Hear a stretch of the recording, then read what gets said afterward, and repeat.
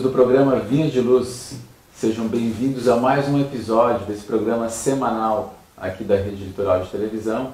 E nós estamos com os nossos amigos Alberto e Lauro, sempre nos ajudando nesse projeto que já tem mais de 2 anos e meio.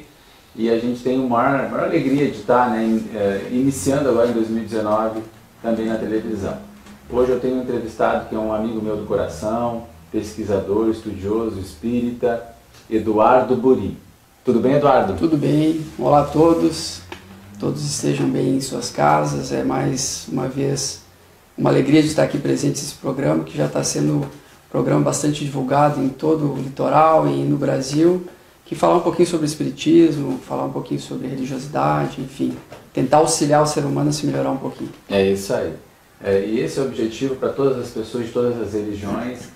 Por que a gente fala isso, né? Porque personagens que beneficiaram a humanidade de alguma maneira têm para nós temos um interesse, né? Se nós fôssemos estudar apenas os ocidentais, né? Os gregos, os romanos, depois vindo para os iluministas e até chegar nos nossos brasileiros aqui que contribuíram tanto para o nosso desenvolvimento pessoal, mas é importante a gente ter algumas pessoas que são, de certa forma, balizas para o nosso desenvolvimento. E hoje nós vamos falar de Allan Kardec, que é o personagem central da codificação espírita. Ele que nasceu em 3 de outubro de 1804 na cidade de Lyon, em Paris. E o Eduardo vai falar um pouquinho sobre esse personagem tão importante.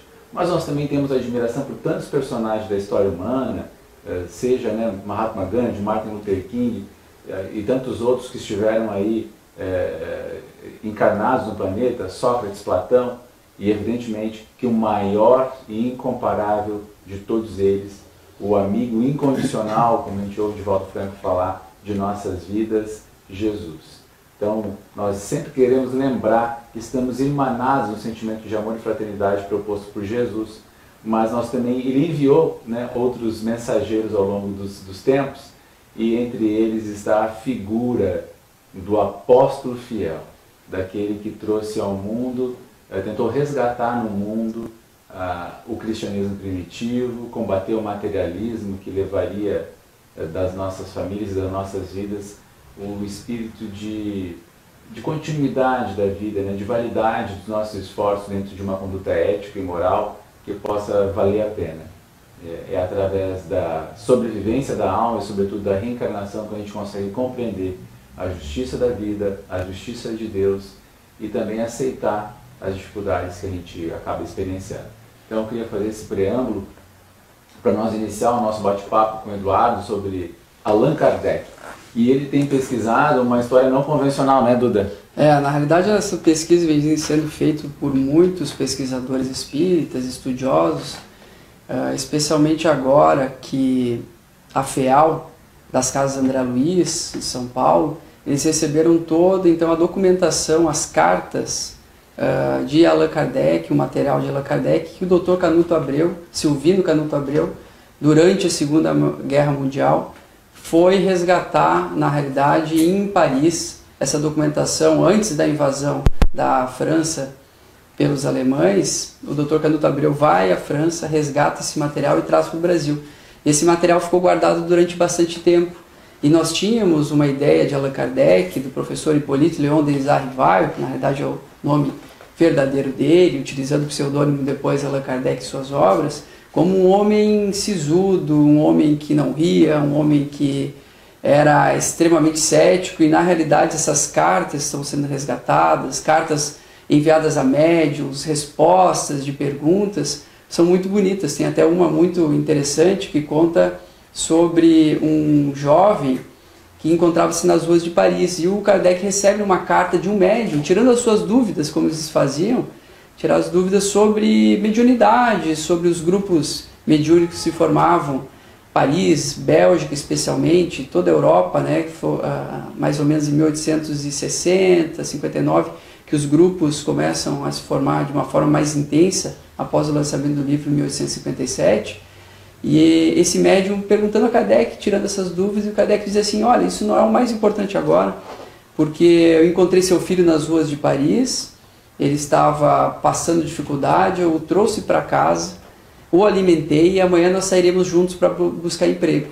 Então essa figura desconhecida de Kardec, esse ser humano maravilhoso, não somente um professor estudioso e de forma nenhum cético na realidade, uma pessoa ligada, claro, à razão, racional, mas também muito humano, muito caridoso, que tinha um trabalho muito próximo àquelas pessoas e era um ser humano maravilhoso junto àqueles que ali com ele conviviam. Que legal. Então o Duda está trazendo para nós que, de certa forma, existia um Kardec bem sensível, é isso, Duda? Especialmente porque as biografias de Kardec foram todas baseadas em uma primeira biografia. E na época não havia sido pesquisado, na realidade, as verdadeiras fontes da sua vida, como foi a sua infância. Então imaginava-se que Kardec tinha sido criado em Lyon, que é uma cidade industrial, uma cidade fria, poderíamos dizer assim, isolado, na realidade, na natureza. E hoje em dia esses pesquisadores, a gente vai ter o Adriano Calzone, a gente vai ter o Paulo Henrique Figueiredo, a gente vai ter o Carlos Sete, são pesquisadores espíritas, que vêm buscando, então, nas fontes originais. A França, hoje em dia, quase toda a documentação ela foi digitalizada, qualquer um pode acessar no Gallica, por exemplo. Eles foram buscar essas fontes, saber realmente onde Kardec viveu. O que é o Gallica? O Gallica é um site, na realidade, em que você pode colocar ali, fazer uma pesquisa, como se fosse o Google, porém você vai ter acesso a todos os documentos digitalizados da França. Então você todas as publicações. Você pode buscar um jornal, todos os jornais, revistas, muito completo, pode ser pesquisado, a gente pode encontrar, um tempo atrás estava procurando, encontra um jornalzinho de Allan Kardec de 1848, anunciando que a sua escola estava fechando por dificuldades, enfim. Então é muito interessante que a gente vai vendo a história do Espiritismo. Eles buscaram e viram que Kardec não só nasceu em Lyon, mas Kardec... Ele foi criado em Bourg-en-Bresse, então foi criado em uma cidade pequena. Onde é que fica? Em qual país? Fica na França também, numa outra região da França. E foi criado numa região, então, de campo, uma cidade pequena, junto à natureza, não tendo aquela educação rígida como a gente lê nos livros. Era uma educação estilo Pestalozzi, depois que vai ser complementada. A gente vai descobrir que o pai dele, por exemplo, que as primeiras biografias dizem que o pai dele o levou à Suíça para estudar. O pai dele morre quando ele era muito jovem. Ele foi criado pela avó e pela mãe. Depois, quando a Áustria invadia, na realidade, tem um risco de invasão da França, eles fogem para a Suíça. E lá eles vão ficar durante um período de tempo e ele vai estudar, então, com Pestalozzi.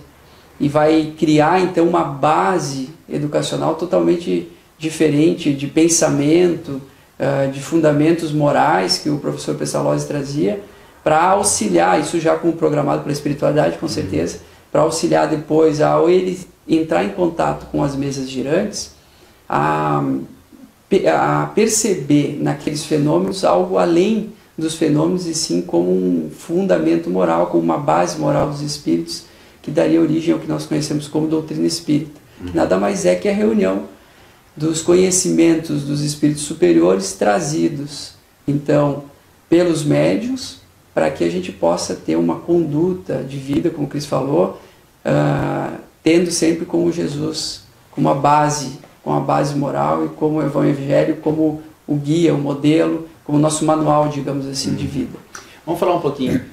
Com que idade, tu sabe mais ou menos com que idade Allan Kardec acaba indo para a Suíça? Eu acho que ele foi com 8, 10 anos de idade, mais ou menos, não tenho certeza da idade, mais ou menos isso, muito jovem. E ele fica até que idade lá? Ele fica até os 18, 19 anos, porque depois ele vai viver em Paris. Né? Ele vai viver em Paris, onde ele começa a estudar. Estudar não, na verdade ele começa a dar aulas. Já escreve com 20 anos o primeiro livro didático, que o Kardec, o professor Hippolyte Léon Desarrivaille, era bastante conhecido na França em 1857, quando ele lançou o Livro dos Espíritos com o pseudônimo Allan Kardec, como um estudioso, como um professor bastante conhecido por obras que eram utilizadas tanto nas escolas quanto universidades. Obras de aritmética, enfim, várias obras utilizadas nas escolas. Então, aos 20 anos, ele já começa essas publicações, funda uma escola para jovens, bastante importante. Inclusive, os jornais diziam que era uma escola que prometia e cumpria a função de auxiliar os jovens que estavam perdidos, como dizia o jornal da época, dentro do materialismo, dentro das... enfim... Algo comum nos dias de hoje. Algo comum nos dias de hoje. Mas o professor tinha uma forma de lidar com eles e de trazer um direcionamento para a vida deles, ensinar eles como buscar esse direcionamento da vida. Depois a escola acaba fechando, ele se casa com a Amélie Boudet e eles vão dando aulas, né? Os dois eram professores, ela era artista plástica também, formada em artes, e os dois passam então a viver dando aulas, como um salário de professor normalmente, né? De algumas dificuldades, enfim. Ele também trabalhou durante um período de tempo como contador, a gente chamava como guarda-livros antigamente, mas era como contador, até que então ele vai passar a ter contato com essas mesas girantes, né? Então o processo de evolução de Allan Kardec é um processo longo de formação. Vale lembrar que quem é da área da pedagogia já conhece Pestalozzi pelas suas contribuições na área da pedagogia, e célebre, né, Johann Pestalozzi.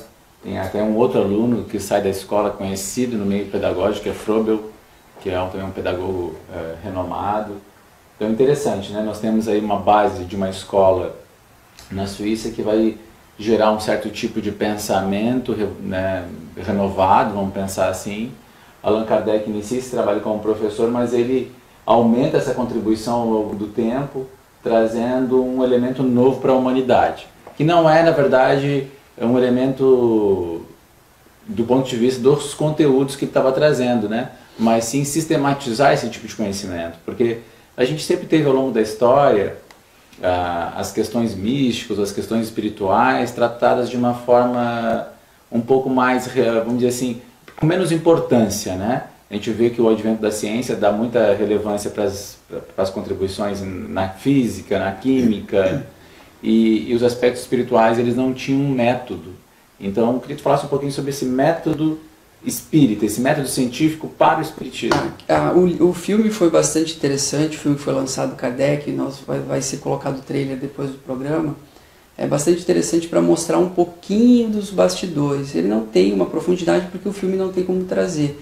Primeiro mostra o Kardec, como falou o Cristiano, como um livre pensador, como um professor um pouquinho diferenciado pela formação de Pestalozzi. Não é aquele professor rígido, é um professor que ensina o aluno a pensar, não traz as coisas prontas, faz com que o aluno raciocine e tire suas conclusões, as suas conclusões, a partir de uma análise mais aprofundada, de uma análise mais avançada daquilo que ele está estudando. Não somente recebendo a matéria pronta, mas buscando aprender, buscando evoluir.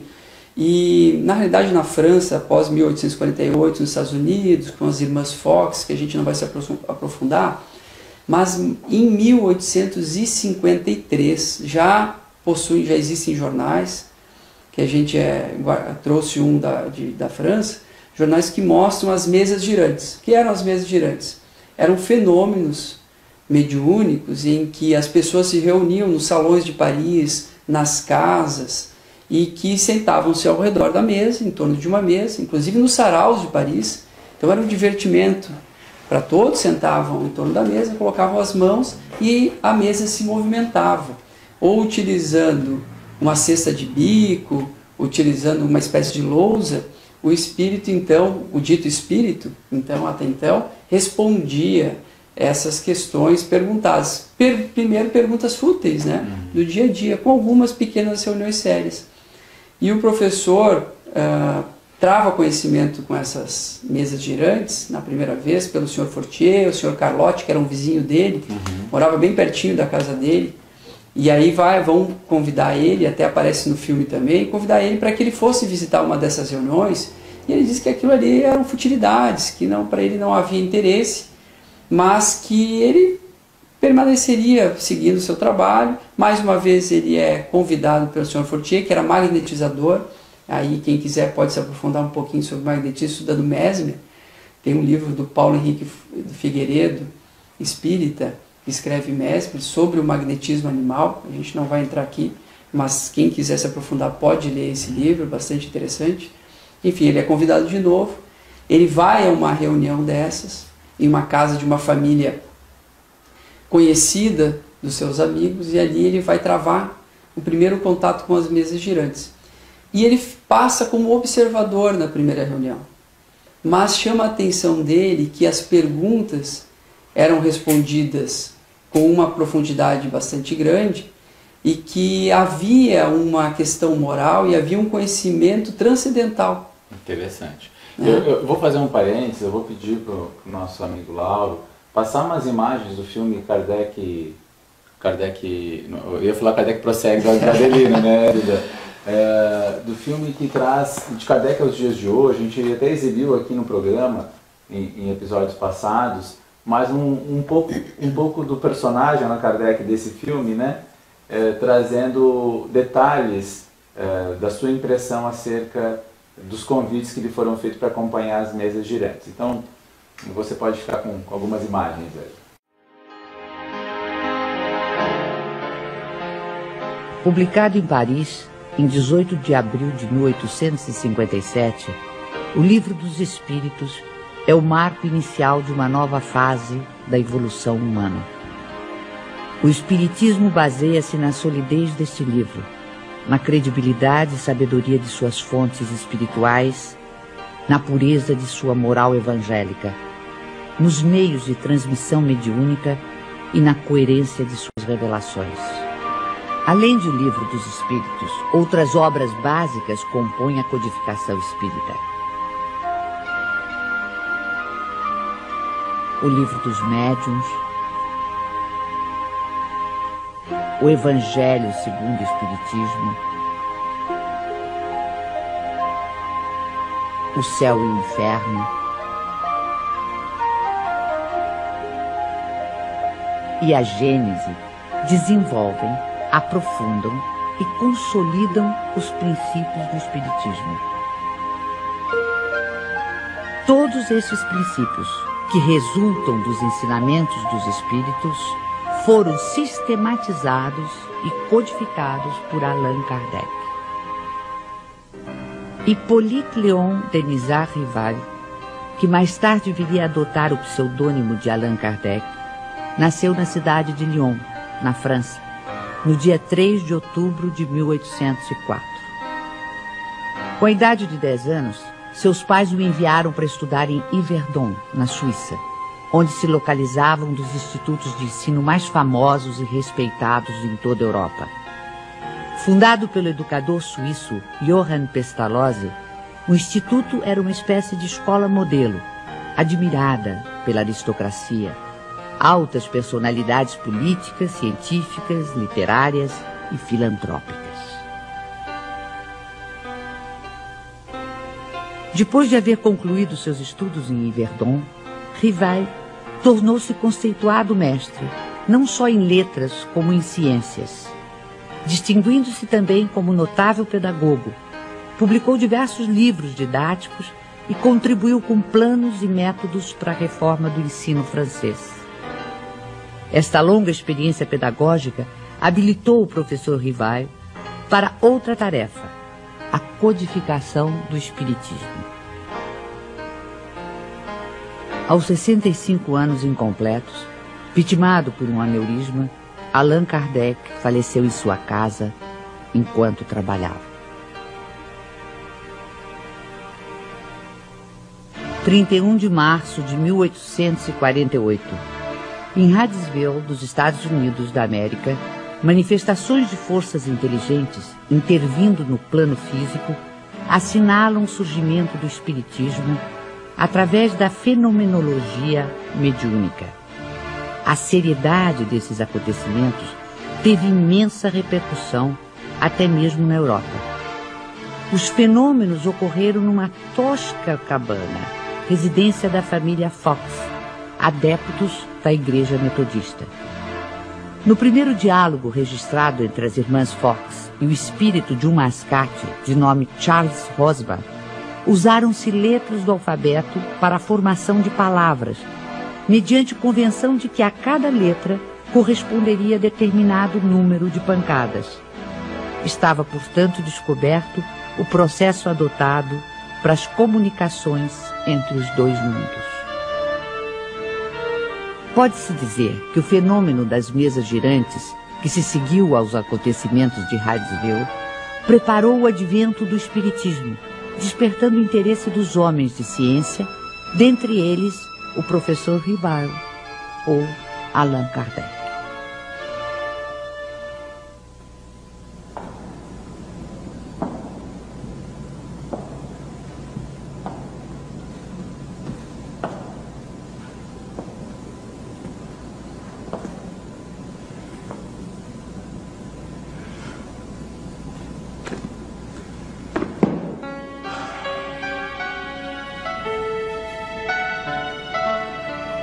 Foi em 1854 que pela primeira vez ouvi falar das mesas girantes. Encontrei um dia o magnetizador, o Sr. Fortier, que conhecia desde muito tempo. Disse-me ele que já não eram somente as pessoas que podiam se magnetizar, mas também as mesas, conseguindo-se que elas caminhassem e girassem à vontade. O fato não me pareceu radicalmente impossível. O fluido magnético, que é uma espécie de eletricidade, pode perfeitamente atuar sobre corpos inertes e fazer que eles se movam.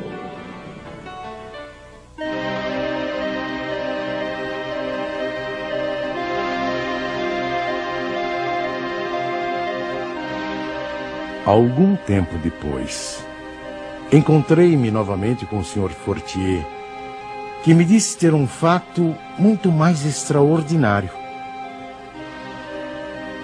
A mesa não só se movia, como também falava. Interrogada, ela respondia através de sinais.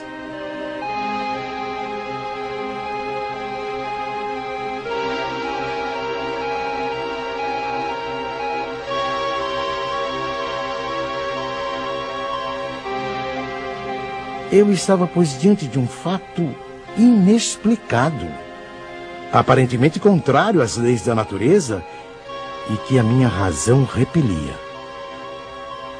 Sabia apenas que as experiências eram realizadas em presença de pessoas honradas e dignas de fé.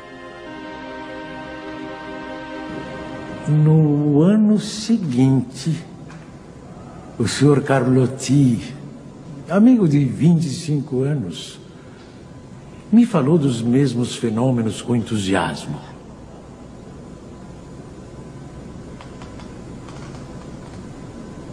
Foi ele o primeiro a me mencionar a intervenção dos espíritos. E me contou tantas coisas surpreendentes que, longe de me convencer, me aumentou as dúvidas.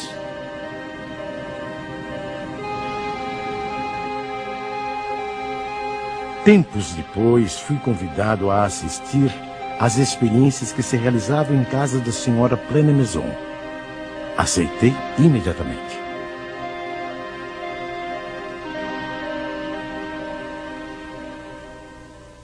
Foi aí que, pela primeira vez, presenciei o fenômeno das mesas que giravam, saltavam e corriam. Assisti então a alguns ensaios muito imperfeitos da escrita mediúnica.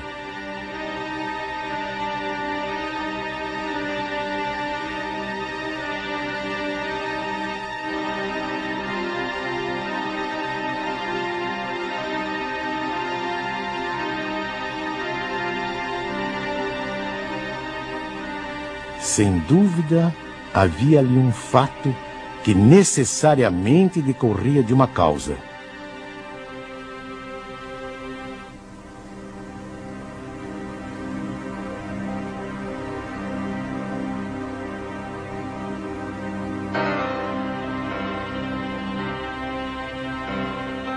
Foi nessas reuniões que comecei os meus estudos sérios de espiritismo. Menos ainda por meio de revelações do que de observações. Apliquei a essa nova ciência, como o fizera até então, o método experimental. Nunca elaborei teorias preconcebidas. Observava cuidadosamente, comparava, deduzia consequências. Dos efeitos, procurava remontar as causas por dedução e pelo encadeamento lógico dos fatos.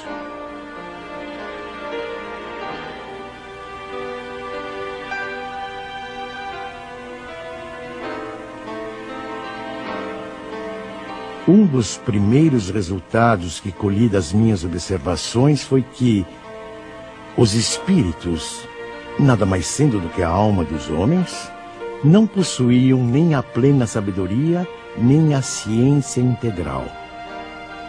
O saber de que dispunham se limitava ao grau que haviam alcançado de adiantamento.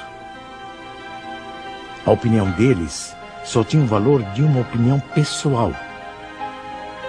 Esta constatação me preservou de acreditar na infalibilidade dos espíritos e me impediu de formular teorias prematuras, tendo por base o que fora dito por alguns deles. Então, amigos, vocês ficaram com algumas imagens do filme de Kardec aos dias de hoje, né, o Espiritismo de Kardec aos dias de hoje, que tenta ilustrar um pouco dessa revelação espírita. Eu quero também fazer um convite a vocês que possam acompanhar o artigo que o Duda escreveu, que é Eduardo Burim, para vocês procurarem no Google, dentro do site da editora Via de Luz, né, Duda? Lá tem um artigo que tu fala um pouco a respeito das mesas girantes. É interessante porque o nome do artigo, na realidade a chamada do jornal é As Cabeças e as Mesas Girantes. Então, eu vou explicar o que é o jornal antes para o pessoal entender. O Duda tem adquirido alguns materiais na Europa, né, alguns livros em primeira edição, segunda edição, enfim, as primeiras edições de algumas obras clássicas da doutrina espírita, para poder ter esse acervo até na própria língua mater, né, no próprio francês, e ele adquiriu um jornal que narra essas mesas girantes. Só que não é um jornal espírita, é um jornal satírico, né, Duda? Por Rir é o nome, Para Rir. Que é um jornal de 1853, né? O jornal é mais antigo, mas a edição é 1853. Porque a ideia de muita gente é que Kardec criou algo. Kardec não cria algo. O fenômeno já existia na França. Já existia. O Kardec vai travar contato com as mesas girantes no início de 1855. Esse jornal é de 1853. Então está provando que o fenômeno existia antes, independente de Kardec. E era comum, era hábito entre os franceses praticarem, vamos dizer assim, esses fenômenos, ou acompanhar esses fenômenos como uma forma de brincar, de fazer perguntas a uma força, a uma inteligência que estava por trás deles. E nas reuniões, enfim, nas casas, haviam dezenas e dezenas, talvez centenas de reuniões mediúnicas na época. Arthur Conan Doyle, para quem conhece o escritor, escreveu o Sherlock Holmes, ele escreveu um livro chamado A História do Espiritismo. E ele fala, no início do seu livro, da História do Espiritismo, que na Europa, naquela época, naquela década, houve uma invasão organizada dos espíritos.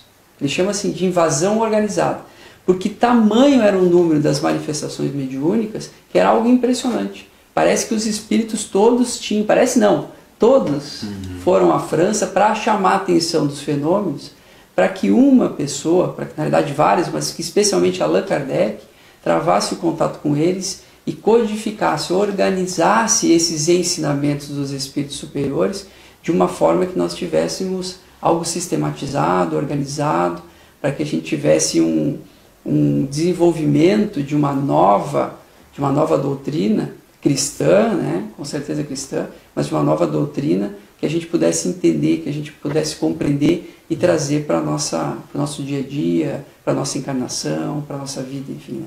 Que legal.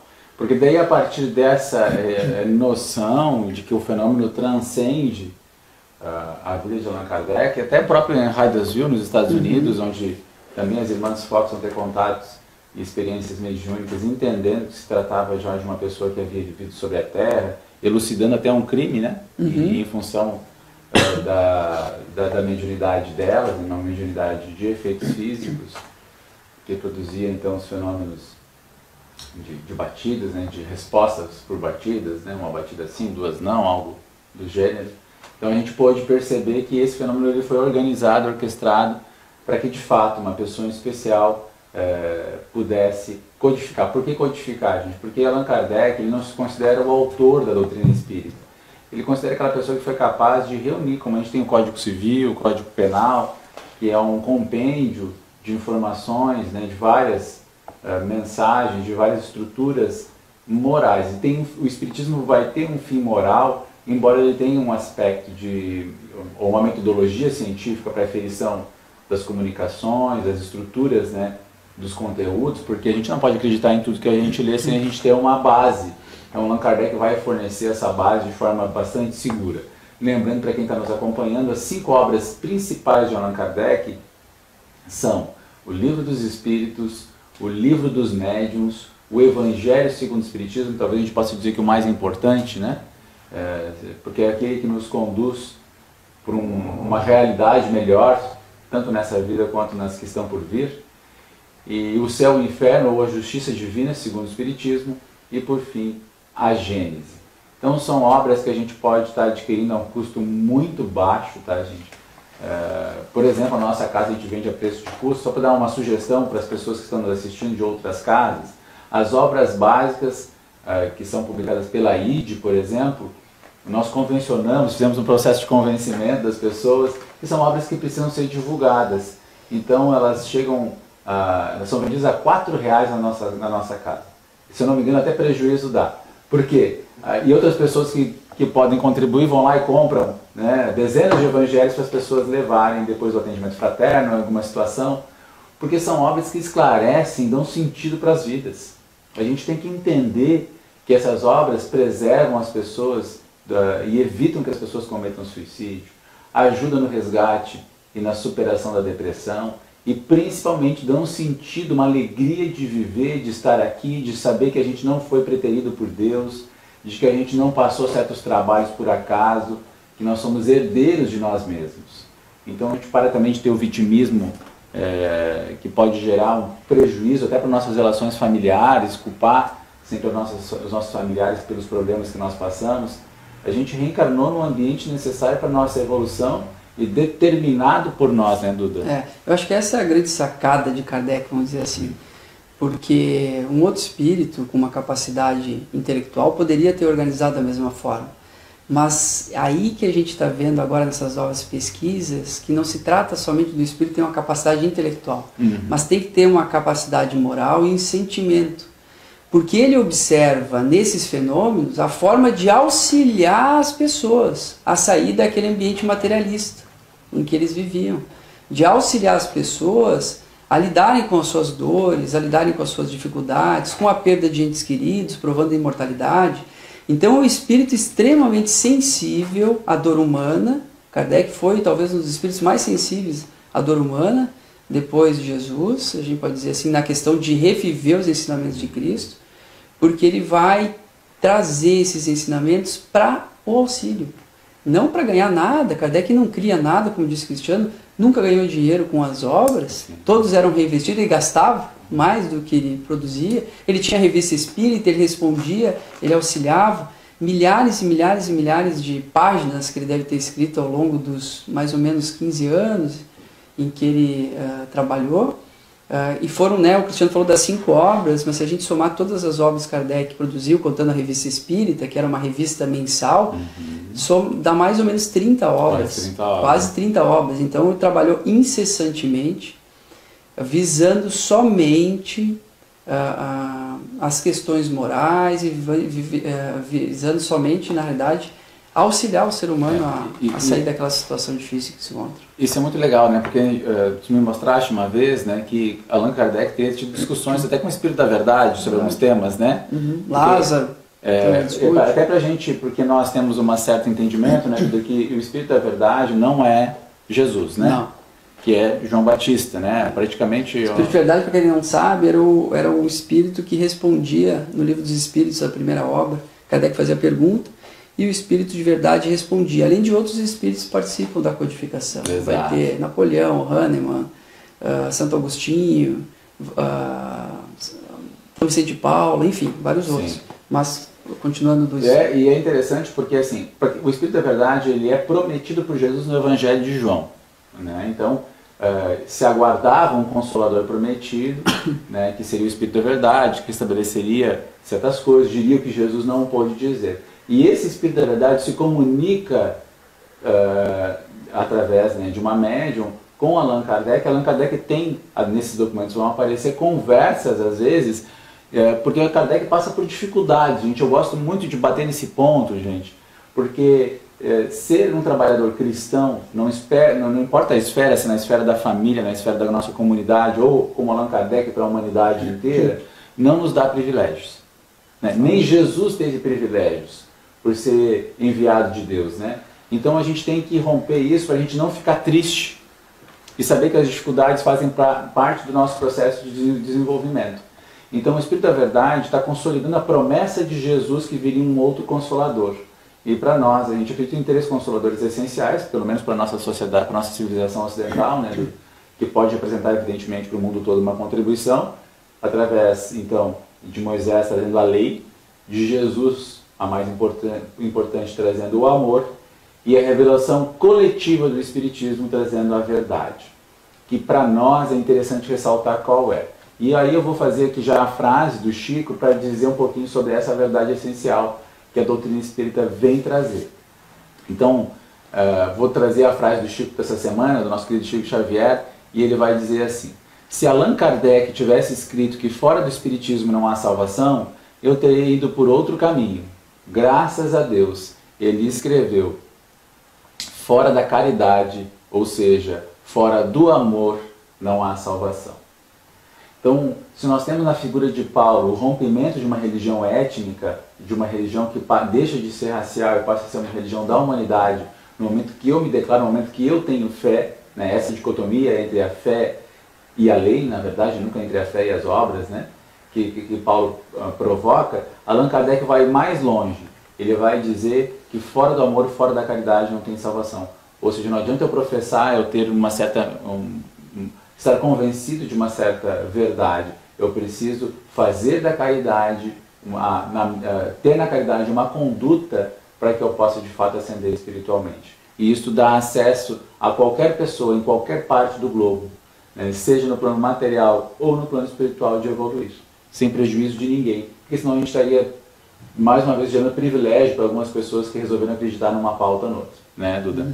É verdade. E é interessante estudar a doutrina espírita, essas questões mais históricas e também essas pesquisas que a FEAL vem fazendo, porque a gente vê, como o Cris falou, as dificuldades, mas para o espírita, que muitas vezes tem pouco conhecimento disso, para a gente também ter atenção quanto ao movimento espírita, o que vem acontecendo, quem foi Allan Kardec, qual foi o trabalho dele, para a gente deixar de ter a imagem de Kardec daquela primeira página do Livro dos Espíritos, com aquela foto sisuda, porque as pessoas dizem assim, Kardec não ria. Mas a gente tem que ver que se for procurar fotos do século XIX, a gente não vai encontrar fotos das pessoas sorrindo, porque ninguém tirava foto sorrindo. Então ele era quase o selfie faz pouco tempo, né, pessoal? Ninguém sorria, então é natural que ele tirasse uma foto, ou que ele servisse para uma pintura, né, para alguma coisa assim, uma litografia, sério. Mas ele era um homem extremamente agradável, né? A gente tem casos que mostram que era um homem extremamente agradável, era uma pessoa fora de série e que mostrava realmente, demonstrava através das suas obras, através do seu dia a dia, como deveria ser um verdadeiro cristão, como o Cristo falou, com as suas dificuldades. No Evangelho a gente vai encontrar os desafios do discipulado. Eu acho interessante, só fazer um parênteses no que eu disse, né? A gente tem essa certeza porque que jamais Kardec discutiria com Jesus, né? Então, no momento que está discutindo com o Espírito da Verdade, a gente sabe que não é Jesus, porque está na Revista Espírita, se não me engano, de 1862, e para os espíritas da Sociedade Espírita de Paris, era João Batista, né? Então, e porque Jesus, quando vai falar do Consolador, ele fala que Elias já veio, né, que ele virá, restabelecerá todas as coisas, né? E ele se referia a João Batista. Então, a gente tem esse entendimento. Eu escrevi também um artigo para o site da editora Vinha de Luz, falando um pouquinho sobre João Batista, você pode conferir lá. Nuno Emanuel também contribui nesse sentido. E as comunicações do Cristo Consolador, por exemplo, a gente tem que entender que elas são mediadas, são mediunizadas, né, de certa forma. Então, esses dias eu brinquei no nosso grupo de jovens que a gente tem lá na Sociedade Espírita Caminho da Luz, aqui em Torres. Você pode estar indo frequentar, pode conhecer, pode entrar no nosso Facebook, aí, Sociedade Espírita Caminho da Luz Torres, ou até mandar e-mail para a gente, eventualmente, sobre algum tema, né, caminhodaluztorres@gmail.com. E eu falava para eles, brinquei com a Yasmin, que é Yasmin Toriani, que é uma das meninas que participa lá, uma das nossas jovens. Eu falei assim, se eu fizesse um pedido para que ela fosse lá embaixo, na palestra, passar um recado, quem é que falou? Foi a Yasmin, foi o Cristiano, foi o Centro Espírita que deu o recado. Então a gente tem que entender que essas pessoas, esses nomes, né, eles são instituições, muitas vezes. E essas instituições estão permeadas, quando estão a serviço do Cristo, tem algo do Cristo.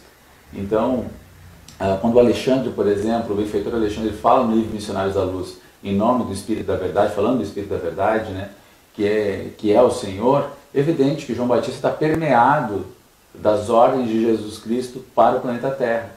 Mas a gente acredita tranquilamente, né, que ele é médium de Jesus e, portanto, traz os ensinamentos do Cristo. E fica muito claro isso no capítulo do Evangelho segundo o Espiritismo, se não me engano, no capítulo 6, né? Consolador Prometido. O Consolador Prometido. Vale a pena o Cristo Consolador? Cristo Consolador, perdão. Cristo Consolador. O Cristo Consolador. Que vale a pena pegar essas mensagens que, de fato, quando o Espírito da Verdade fala, a gente percebe que é algo muito tocante, muito profundo, e que nós todos estamos, de certa forma, sob esse guarda-chuva, né, de proteção e de amor do Espírito da Verdade. Então, para a gente fazer esse parênteses, e pode pesquisar lá, vai lá nos artigos, tanto meu, né, que procura lá Cristiano Alves, João Batista, ou do Nuno Emanuel, nosso amigo português que tem contribuído tanto com tantas pesquisas aqui no Brasil, em torno desses textos, que a gente vai entendendo um pouquinho mais. Humberto de Campos vai apontar também algumas questões interessantes em torno da figura do próprio Kardec, né, o apóstolo fiel, a ordem do mestre, Kardec e Napoleão. São artigos bem interessantes de Humberto de Campos, ou do irmão X, como a gente queira, né? Ele troca de nome por causa de um processo judicial da família Humberto de Campos, pedindo os direitos autorais de Chico Xavier. Direitos autorais do morto. E aí ele teve que fazer essa troca, mas são obras magníficas da Lar Mediúnica de Chico Xavier, essas ditadas, entre outras tantas, evidentemente, mas essas ditadas por Humberto de Campos, que elas são, assim, encantadoras mesmo. Duda, nosso tempo está chegando ao fim e tu me sugeriu alguns vídeos. Vamos passar esses vídeos, então? Esses vídeos são sobre dois lançamentos. Um é sobre a FEAL, que está organizando esse material, traduzindo e publicando esse material inédito de Allan Kardec, que foi, então, estava sob a guarda de Dr. Canuto Abreu, e agora passa para a FEAL, que tem que passar por um processo de limpeza, higienização, enfim, legal. Tradução, trabalho grande. E o outro vídeo é sobre um livro que foi lançado agora do Paulo Henrique Figueiredo, baseado em algumas traduções já feitas desse trabalho, que chama Autonomia. Legal. A história não contada do Espiritismo, que na realidade essa autonomia é bastante interessante, vai mostrar essa figura do Kardec diferente do que a gente tinha ideia, vai mostrar esse Kardec humano realmente. O Rock já mostra um Kardec mais humano, exatamente, né? Exatamente. E vai mostrar muita coisa que o Kardec também escreveu e falou que não foi publicado. Muitos ensinamentos, muitos sobre a atenção com o movimento espírita, sobre a nossa função como espíritas, é bastante interessante, a autonomia. Eu tive uma conversa uma vez pelo Facebook com o Oceano Vieira de Mello, e ele falou que ele viu, por exemplo, entre essas anotações, para a gente ter dimensão do que está sendo revelado, que ele viu uma anotação de próprio punho de Allan Kardec dizendo que depois que ele descobriu, né, que ele soube que ele era a reencarnação de Platão, ele compreendeu melhor a sua encarnação, a sua missão, perdão. Ou seja, depois que ele descobriu que ele era a reencarnação de Platão, ele compreendeu melhor a sua missão.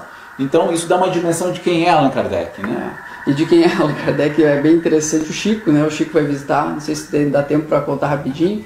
O Chico foi visitar o Dr. Canuto Abreu, em São Paulo, viu que o Dr. Canuto Abreu, na realidade, na parte de baixo da casa, ele tinha um ambiente grande onde era a biblioteca dele, com os documentos esses guardados de Allan Kardec.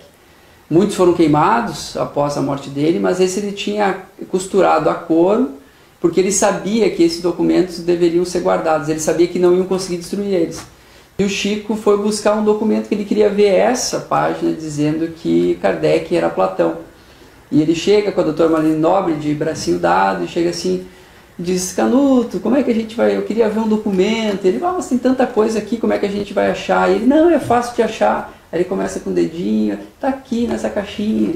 E aí o Canuto Abreu pega a caixa e coloca. Pra gente entender que Chico Xavier não era um médium analfabeto, Não, como muita gente de acha. forma alguma. É um dos maiores gênios da humanidade, que psicografou muitas obras, mas era maior que a maior parte dos espíritos muito maior. que ele psicografou, né? Ele está nessa caixinha, o doutor Canuto Abreu: não, tá nessa caixa. Aí ele começa a olhar, sem olhar para a folhinha: tá aqui, ó, essa folhinha aqui, coloca em cima.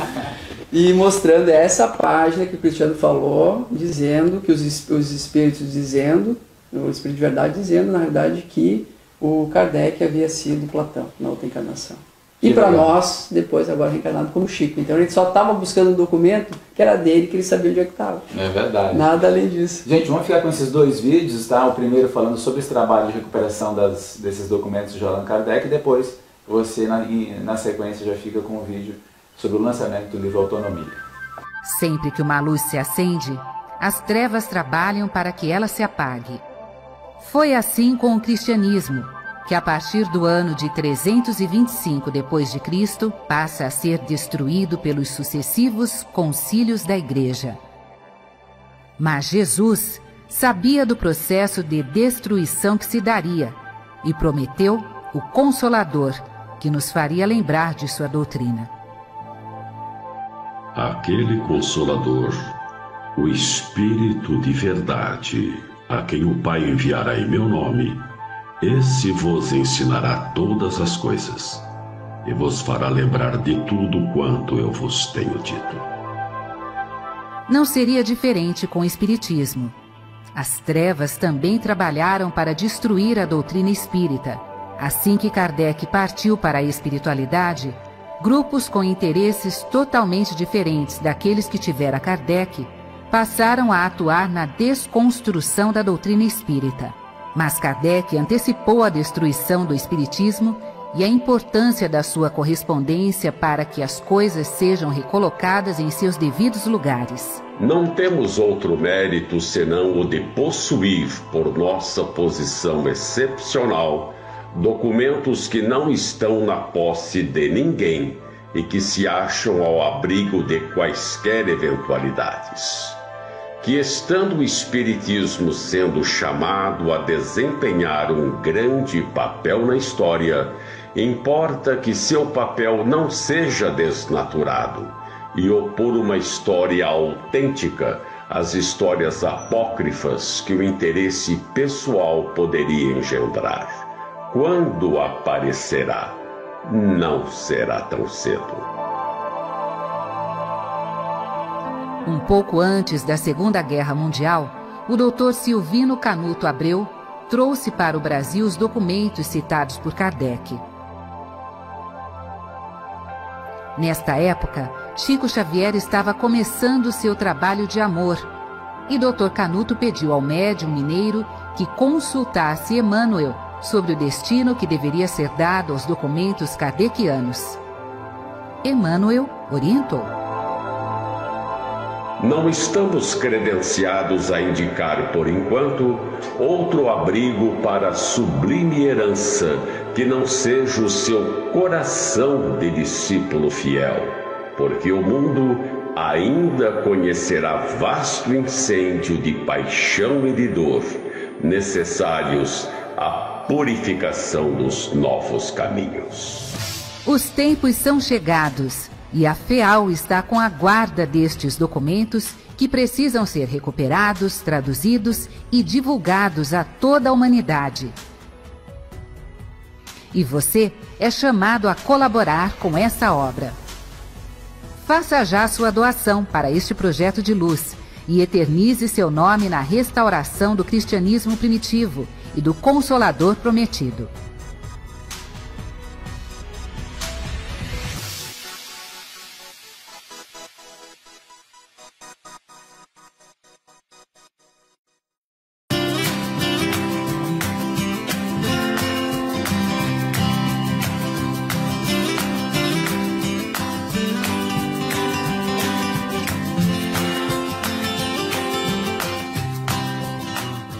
no dia 7 de agosto foi lançado o livro Autonomia, a história jamais contada do Espiritismo, escrita por Paulo Henrique de Figueiredo. O livro resgata pela primeira vez na história, junto às investigações do pesquisador Canuto de Abreu, a essência do pensamento de Kardec, junto com a sua vivência pessoal que deram a base da doutrina espírita. Hoje nós sabemos com todos os detalhes de que a proposta espírita sofreu intencionalmente um desvio. O desvio é muito simples de entender, é a tentativa de não causar mudanças. Essa tentativa durou um tempo e agora é o momento da reversão. A autonomia, que é o que o Espiritismo propõe, é a redescoberta dos valores da própria alma. O indivíduo vai agir pelo seu próprio esforço, porque ele acredita, porque ele tem convicção, né? Essa é a proposta moral que vai transformar o mundo. Juntamente com Cristina Sarraf e a equipe do Centro de Documentação e Obras Raras da Fundação Espírita André Luiz, Paulo teve acesso às cartas pessoais de Kardec, que estavam no acervo do pesquisador Canuto de Abreu. Esse material serviu como base para o livro Autonomia. Eu me sinto extremamente feliz por estar inserida nesse contexto. Já venho tendo estudado Espiritismo com meu pai desde criança e essa amizade dele com o professor Canuto, eu entendo assim, como realmente uma oportunidade, na hora certa, de se rever a história do Espiritismo. A cada linha que é apresentada para nós, a cada carta, é uma novidade, é um novo olhar sobre o Espiritismo nascente, sobre Kardec. Ele trouxe, está trazendo neste livro esse resgate histórico, ele está trazendo à lume fatos até então desconhecidos pelo movimento espírita. Ao ler o livro, com certeza nós vamos verificar o trabalho fenomenal que Canuto de Abreu desenvolveu. Lian Duarte foi decisivo para a recuperação desses documentos, que revelam a verdadeira essência do Espiritismo ao divulgar o acervo de seu avô. Todo o trabalho em cima de informações que vêm de Kardec, e principalmente via Canuto, para mim é edificante. Cada vez está abrindo mais as portas para a verdade ser falada. Paulo Henrique Figueiredo assumiu o trabalho de Canuto, onde ele analisa todos os passos desse processo terrível de confusão sobre a doutrina espírita. Após o relançamento da obra Gênese, mais uma vez a Fundação Espírita André Luiz realiza um marco na história do Espiritismo, ao publicar a obra Autonomia com o seu próprio selo.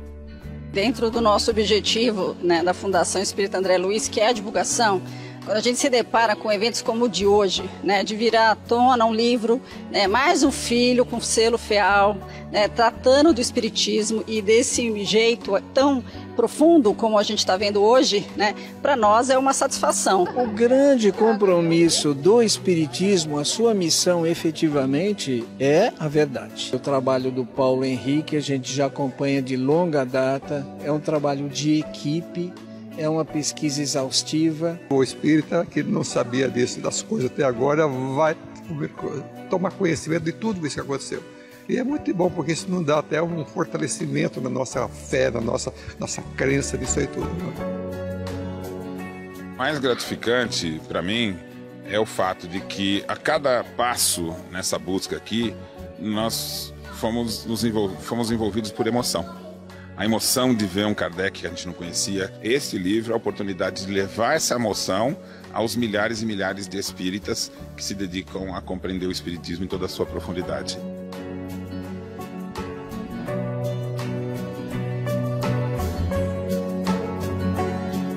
Muito obrigado.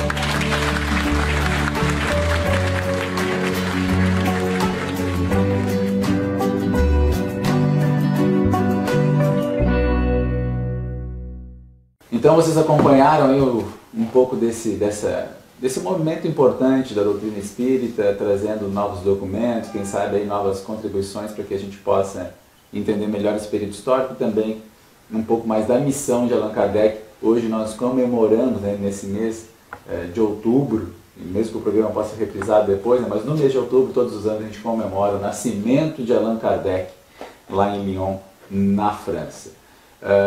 Eu vou convidar também para vocês, esse filme já passou o trailer aqui, nós já convidamos a assistir, mas a Datapad de novo, você fica com um trailer do filme Kardec, que traz aí um pouco, um olhar sobre a vida de Allan Kardec, um pouquinho diferente do que o Duda nos trouxe aqui, mas vale a pena conferir. E legal, gente, já está no Netflix esse filme para o mundo todo e com certeza vale a pena dar uma olhada.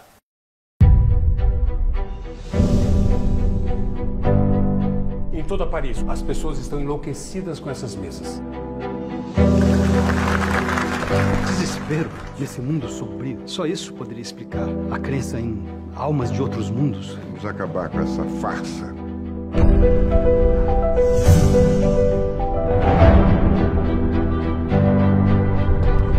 Eles chegaram. Tem muitos deles aqui. Quem te escreve é um amigo de vidas passadas. Eu não sei se eu quero fazer parte disso. O fenômeno é realmente impressionante, Leon. Eu não sei se estão vivos ou mortos as pessoas que eu vejo ou que falam comigo.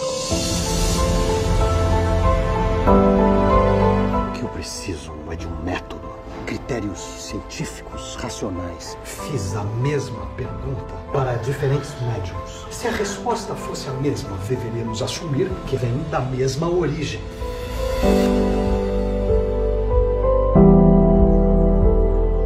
Estamos diante de uma nova e definitiva revolução. O Livro dos Espíritos.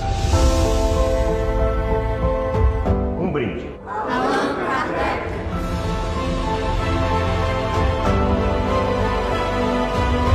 Em nome da ciência, não vire as costas para a nossa academia. Por que não citou meu nome em lugar algum? De hoje em diante, vou responder as cartas também. Afinal, somos estrelas gêmeas.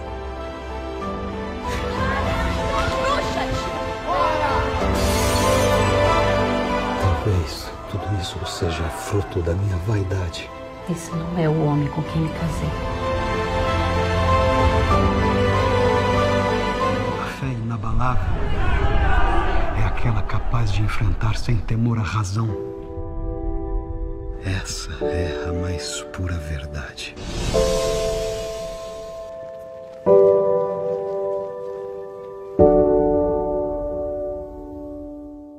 Estamos de volta aqui, você acompanhou o trailer do filme Allan Kardec, esteve no Brasil em todos os cinemas, aí quase 1 milhão de pessoas assistiu esse filme e agora já está no Netflix, lembrando que você pode estar acompanhando, no Google Play também. E Duda, vamos deixar para o final uma música do Evangelizar e Amar, ela já passou esses dias aqui, mas é sobre a terceira revelação, vai falar um pouquinho sobre Allan Kardec e esses amigos do Evangelizar e Amar lá de Porto Alegre, que tem trazido um pouco de diversão para os eventos de jovens espíritas aí no nosso estado do Rio Grande do Sul. E tenho certeza que agora você pode encontrar esse grupo no Spotify, em outras plataformas, no YouTube, e vale a pena trazer para sua casa espírita, para o seu evento espírita, uma música leve, que fala de coisas boas. E essa música, por exemplo, tem um clipe feito para crianças, muito bonitinho, no final vocês vão ficar com ela. Antes disso, eu quero pedir para o Duda fazer algumas considerações finais em torno dessa data importante, né, Duda?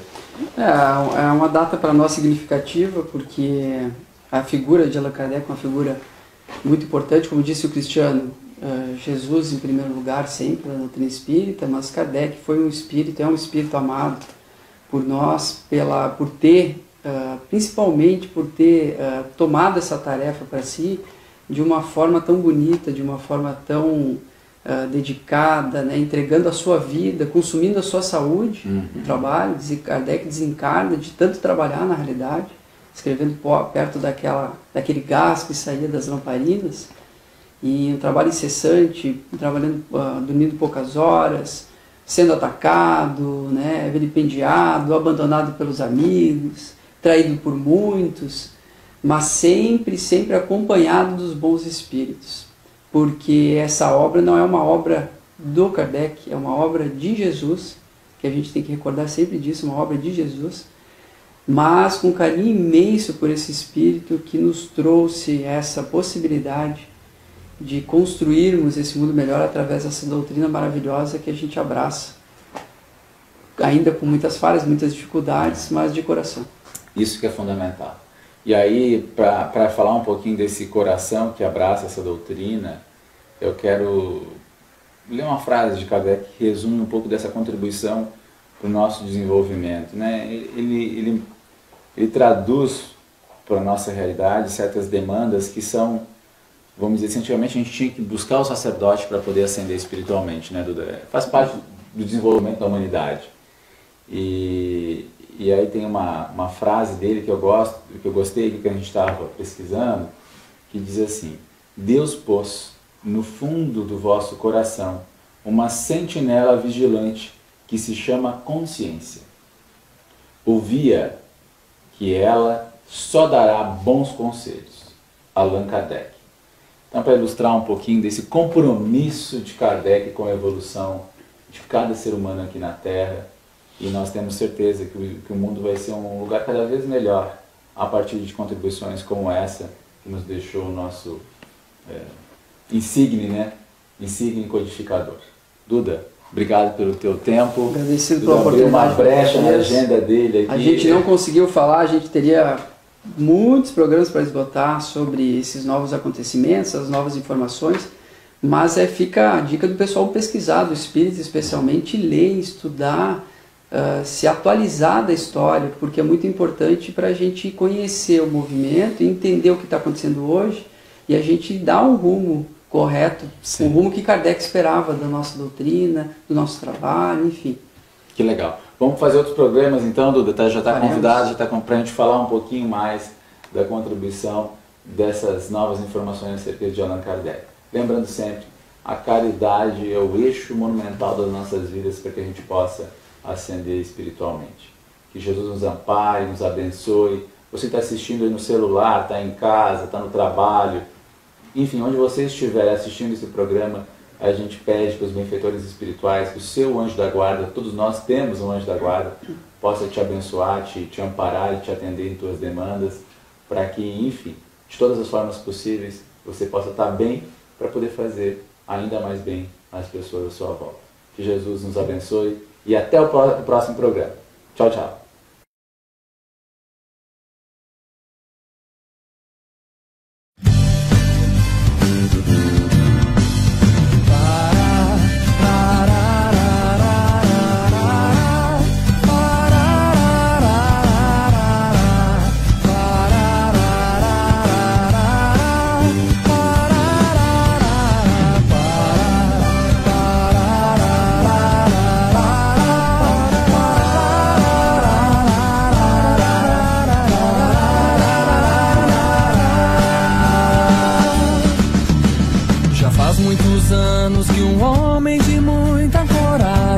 E dedicação legou para a humanidade uma grande doutrina à luz da razão. É a ciência que instrui, a religião que ensina a viver, a filosofia é o farol que ilumina o caminho do bem proceder. Cai o véu do mistério sobrenatural, pois nós somos guiados pela fé racional. Cai o véu do mistério do sobrenatural, pois nós somos guiados pela fé racional. Basta ter olhos para ver e também ter ouvidos para poder escutar. Entender que a caridade é a única forma de se libertar. A vida não se encerra com a morte, diz o Consolador que Jesus prometeu. A reencarnação é a prova mais forte da misericórdia de Deus. Tenha fé e esperança pra vencer as barreiras. Diz o Espiritismo, Cristo é nossa bandeira. Somos todos irmãos, juntos nessa missão de evangelizar para o mundo mudar. Tenha fé e esperança pra vencer as barreiras. Diz o Espiritismo, Cristo Cristo é nossa bandeira. Somos todos irmãos, juntos nessa missão de evangelizar, para o mundo mudar. Chegaremos lá, vamos acreditar.